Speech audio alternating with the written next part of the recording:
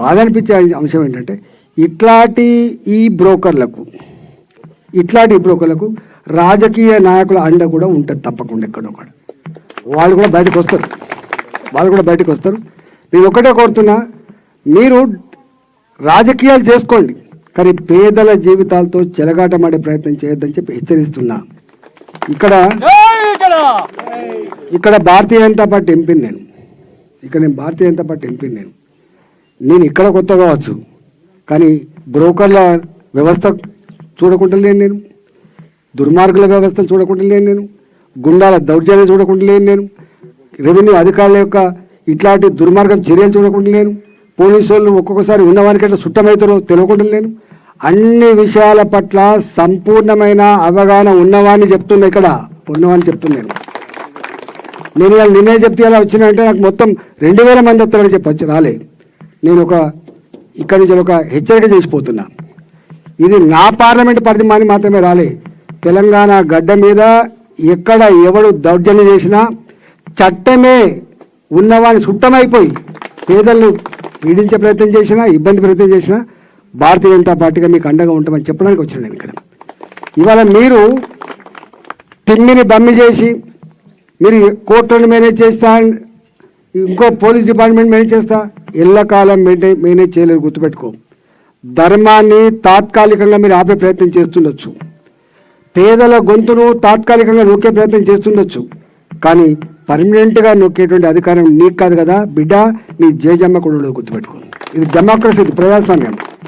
ఇంకా బాగా అనిపించింది, మీ వారు ఎవరు చెప్తున్నారు, కౌన్సిలర్ చెప్పిండా ఇవాళ శ్రీనివాసు ఎంత బాగా అవుతుంది, 5 ఎకరాల భూమి అమ్ముకొని వచ్చి, లేదా ఇంతకుముందు చిన్న నౌకరీ చేసుకొని వచ్చి కట్టుకుని తీసుకున్న వీళ్ళందరి ఒక్కొక్కరి చరిత్ర రాసుకొని తప్పకుండా పంపించే ప్రయత్నం చేస్తా. నేను ఒకటే మీకు అష్యూరెన్స్ ఇస్తా ఉన్నా, నిశ్చింతగా ఉండే ప్రయత్నం చేయండి, మీరు ఐక్యంగా ఉండే ప్రయత్నం చేయండి. నేను పోలీసు వాళ్ళకి ఈ సందర్భంగా హెచ్చరిక చేసిపోతున్నా, మీరు సామాన్య ప్రజల భద్రత కనుక మీరు రక్షణ ఇవ్వకపోతే మీ మీద కూడా కంప్లైంట్ చేసే పరిస్థితి ఉంటుంది, మానవ హక్కుల కమిషన్ కంప్లైంట్ చేయాల్సి వస్తుంది.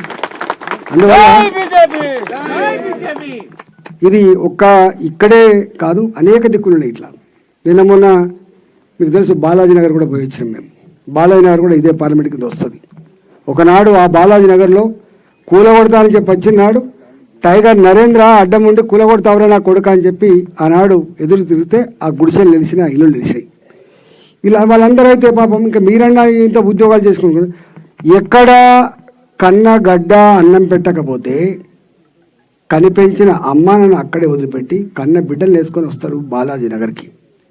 జవహర్ నగర్, బాలాజీ నగర్ ఎవరి అడ్డాలి? ఈ దేశంలో ఎక్కడ ఏ మూలకు పేదోడున్నా హైదరాబాద్లో బతకచ్చు అని చెప్పి వస్తే వాళ్ళకు ఆశ్రయం ఇచ్చేటువంటి గడ్డ బాలాజీ నగర్, జవహర్ నగర్. 60 గజాలే ఉంటుంది, 70 గజాలు ఉంటుంది పాపం. ఒక తరం కష్టపడితే రేకుల షెడ్ వేసుకొని జీవిస్తారు అక్కడ. ఇవాళ ఎప్పుడో కట్టుకున్న వాటిని వాళ్ళు వచ్చి వాడొచ్చి వీడొచ్చి నోటీసులు ఇస్తా అంటాడు, కూలగొట్టిపోతా అంటాడు. 40 ఏళ్ళ క్రితం, ఇవాళ 1985, 2024-25 ఇవాళ అంటే ఆల్మోస్ట్ 40 ఏళ్ళు అవుతుంది. ఈ 40-50 ఏళ్ళ క్రితం వెలిసినటువంటి కాలనీలు, బస్తీలు, ఇండ్లు ఇప్పుడు కూలగొడతా అంటే ఎంత దుర్మార్గం ఉంటుందో చూడండి.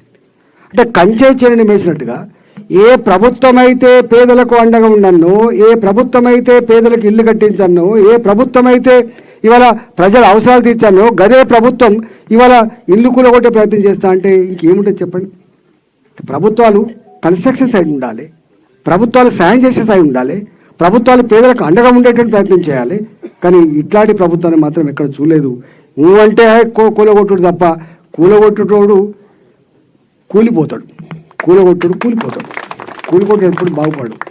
అందువల్ల నేను ఇవాళనే ఈ సమస్య మీద రెవెన్యూ మంత్రి పొంగులేటి శ్రీనివాసరెడ్డి గారికి, జిల్లా కలెక్టర్ గౌతమ్ గారికి, సిసిఎల్ఏ గారికి, అదేవిధంగా ముఖ్యమంత్రి గారు కూడా నేను రాసే ప్రయత్నం చేస్తా. నేను మళ్ళీ హెచ్చరిక చేసిపోతున్నా, ఇవాళ గుండాలకు కూడా హెచ్చరిక చేస్తున్నా, కిరాయి గుండాలారా బీ కేర్ఫుల్ నా కొడుకు అయ్యామనుకుంటారు మీరు వచ్చి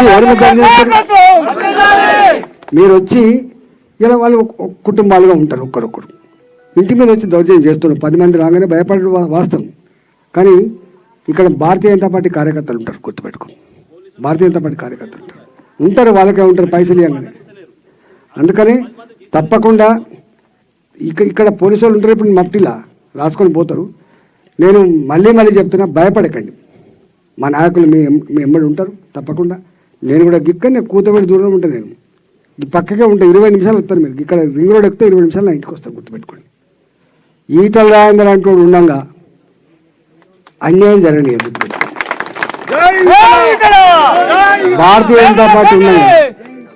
జనతా పార్టీ ఉండగా భయం ఉండదు, మీకు గుర్తుపెట్టుకోండి. ఈ రెండు మీకు మాటిచ్చిపోతున్నా. తప్పకుండా రేపటి నుంచి ఈ పని మొదలు పెడతా.